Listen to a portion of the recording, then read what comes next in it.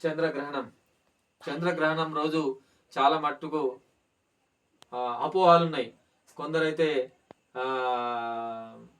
బయటికి వెళ్ళలేదు, కొందరు అన్నాలు అండలేదు. ఇవన్నీ ఏదో గ్రహణం వచ్చింది, పాము సూర్యుని మింగింది లేదా చంద్రుని మింగింది అనే మనకు ఎన్నో విధాలుగా మనకు చెప్పడం జరుగుతుంది. కానీ అవన్నీ ఏముండవు. సూర్యుడు స్థిరంగా ఉంటాడు. సూర్యుడు ఎప్పటికీ మండుతా ఉన్న గోళం. సూర్యుని యొక్క తేజం వలనే చంద్రుడు పరప్రకాశిత, అంటే సూర్యుని ప్రకాశం వలనే రాత్రిపూట చంద్రుడు ప్రకాశిస్తాడు. మరి ఈ భూమికి ఉపగ్రహం చంద్రుడు. ఈ భూమి సూర్యుని చుట్టూ తిరుగుతూ, తన చుట్టూ తిరుగుతూ సూర్యుని చుట్టూ తిరుగుతూ ఉంటది.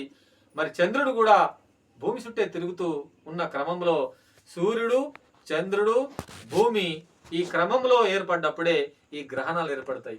మరి ఇవాళ చంద్రగ్రహణం అంటే మనకు సూర్యునికి చంద్రునికి మధ్యలో భూమి వచ్చింది.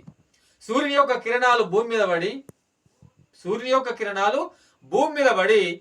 భూమి యొక్క నీడలో చంద్రుడు వచ్చింది కాబట్టి మనకు చంద్రుడు ఆగపడాడు.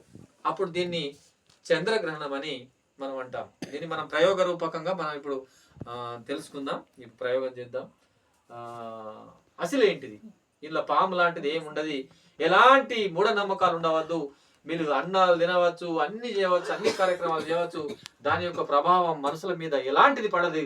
కాబట్టి ఇది సైన్స్ ప్రత్యక్షంగా మనం చూసి గ్రహించవలసిన అవసరం ఉన్నది. ఇటువంటి ఎవరైతే అనుకోని అన్నాలు అనకుండా, బయటికి వెళ్ళకుండా ఏదైతే ఉపవాసాలు చేసుకుంటున్నామో, మరి ఇవన్నీ చేసుకుంటాను, ఇవన్నీ మూఢనమ్మకాలు.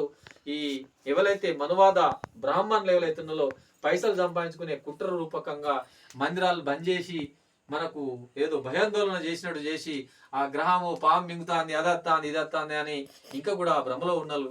ఈ భ్రమ నుండి మనం బయటపడాలి. అప్పుడే మనం బహుజన సమాజం బాగుపడుతుందని మీ అందరికీ తెలియజేస్తున్నాను.